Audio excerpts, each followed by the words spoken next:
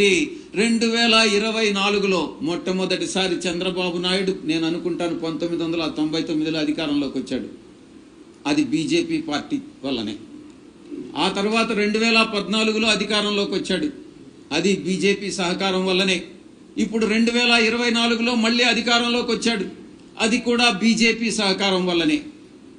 నేను చెప్తా ఉన్నాను, ఈ హింస ఇలాగే కొనసాగితే రాష్ట్రంలో బీజేపీ కూడా, రాష్ట్ర ప్రభుత్వంలో బీజేపీ భాగస్వామి కూడా ఉంది కాబట్టి బీజేపీ కూడా ఈ బాధ్యత వహించాల్సి ఉంటుంది అన్నటువంటి విషయాన్ని నేను స్పష్టంగా చెప్తా ఉన్నాను.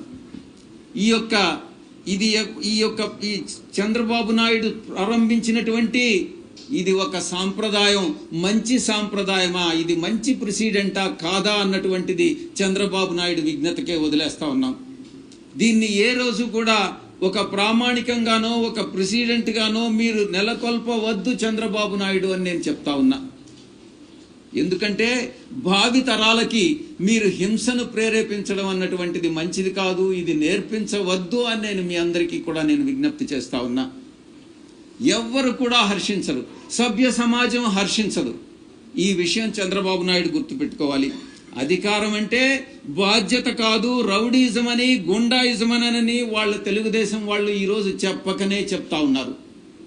ఇదే మా పద్ధతి, ఇదే మా తరహా, ఇదే మా ప్రిన్సిపల్ అన్నటువంటి విషయాన్ని తెలుగుదేశం పార్టీ చాలా స్పష్టంగా చెప్తా ఉంది. నోరు ఎత్తేటటువంటి బడుగు బలహీన వర్గాలు, నిరుపేదలు, వాళ్ళందరూ మధ్యతరగతి వర్గాల పైన తెలుగుదేశం పార్టీ చూపిస్తున్నటువంటి దందాలు కానీ, ఆ యొక్క జులాయితనం కానీ ప్రదర్శించడం చూస్తే సభ్య సమాజం తల వంచుకునేటటువంటి పరిస్థితి ఈరోజు ఆంధ్ర రాష్ట్రంలో. యూనివర్సిటీలు వదలట్లేదు. యూనివర్సిటీలో వీసీలను నేరుగా వీసీల పైన దాడులు చేస్తూ ఉన్నారు. యూనివర్సిటీ రిజిస్ట్రార్స్ మీద దాడి చేస్తూ ఉన్నారు. ఇక వీసీల్లో ఎవరైతే బీసీలు ఉన్నారో వాళ్ళని తరిమి కొడతా ఉన్నారు. ఇది తెలుగుదేశం పార్టీ యొక్క పరిపాలనా విధానం. తమకు ఎవరైతే పడదో, తమకి ఎవరైతే వ్యతిరేకులో వాళ్ళని వెతికి పట్టుకొని దాడులు చేసి అమాననీయమైనటువంటి ఆ సంఘటనలన్నింటినీ కూడా షూట్ చేసి, వీడియో రూపంలో షూట్ చేసి దాన్ని సోషల్ మీడియాలో పెడుతున్నటువంటి పరిస్థితి ఈరోజు నెలకొని ఉంది అన్నటువంటి విషయం మీ అందరికీ కూడా తెలుసు.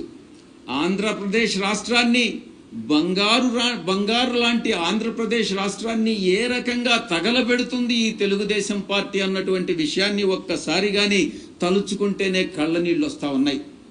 ఇది ఈరోజు ఉన్నటువంటి రాష్ట్రంలో పరిస్థితి. మంగళగిరిలో వేరే చెప్పాల్సినటువంటి అవసరం లేదు. లోకేష్ మనుషులు సోషల్ మీడియా కార్యకర్త, మా సోషల్ మీడియా కార్యకర్త రాజ్ కుమార్ పట్ల ఎంత అవమానకరంగా, అమానుషంగా ప్రవర్తించారో, ఏకంగా ఎలా దాడి చేశారన్నటువంటి విషయం మనం వీడియోలో అందరం కూడా సోషల్ మీడియాలో చూసాం. ఇలాంటి ఘటనలు రాష్ట్రానికే కాదు మొత్తం దేశానికే అవమానకరం. ఈ దేశంలో, ఆంధ్రప్రదేశ్ రాష్ట్రంలో ఇలాంటి సంఘటనలు జరుగుతున్నాయి అని అంటే అది కేంద్ర ప్రభుత్వం కూడా తల ఉంచుకోవాల్సినటువంటి పరిస్థితి. ఒక్క రాష్ట్రం మాత్రమే కాదు, దేశమే తల ఉంచుకోవాల్సినటువంటి పరిస్థితి. ఇలాంటి దారుణాలకు పాల్పడుతున్నటువంటి టీడీపీ కూటమిలో బీజేపీ, జనసేన కూడా భాగస్వాములే. ఈ కూటమి ప్రభుత్వం ఇప్పుడు ప్రజల ప్రాణాలని ఏ రకంగా కాపాడుతుంది, ప్రజాస్వామ్యాన్ని ఏ రకంగా కాపాడుతుంది, రాష్ట్రంలో లా అండ్ ఆర్డర్ని ఎలా తెస్తుంది అన్నటువంటి విషయం ప్రజలందరూ కూడా ఆలోచించాలని నేను విజ్ఞప్తి చేస్తా ఉన్నాను. చివరికి మీడియాను కూడా అణిచేస్తా ఉన్నారు మిమ్మల్ని అందరినీ కూడా. మీ అందరికీ కూడా తెలుసు, ఈరోజు TV9ని కానీ, లేకుంటే NTVని కానీ, సాక్షి టీవీని కానీ, కేబుల్ ఆపరేటర్స్ ఏమంటారు, MSOs నుంచి తొలగిస్తూ ఉన్నారు. ఎంత అమానుషం, ఎంత అమాననీయం ఒక్కసారి మీ అందరం కూడా అర్థం చేసుకోవాలి. రాష్ట్రం మొత్తం కూడా ప్రజాస్వామ్యమే కూని అయిపోయిందా అన్నటువంటి ఒక భావన మన అందరిలో కూడా కలుగుతా ఉంది. రాజ్యాంగం ఒక్క మాటలో చెప్పాలంటే రాజ్యాంగం కుప్పకూలిపోయింది అన్నటువంటి విషయాన్ని చాలా స్పష్టంగా చెప్పవచ్చు.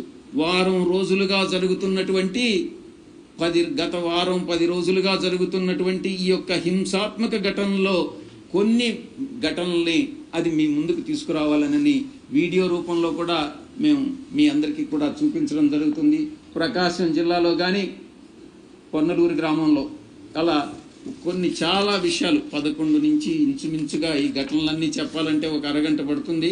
కాబట్టి ఇంచుమించు 27 సంఘటనలు ఈ దీంట్లో లిస్ట్ చేయడం జరిగింది. వీటినన్నిటినీ కూడా ప్రధానమంత్రి గారికి, ఇది ప్రెసిడెంట్ ఆఫ్ ఇండియా గారికి మొట్టమొదటి లెటర్, ప్రెసిడెంట్ ఆఫ్ ఇండియా గారికి రెండవ లెటర్.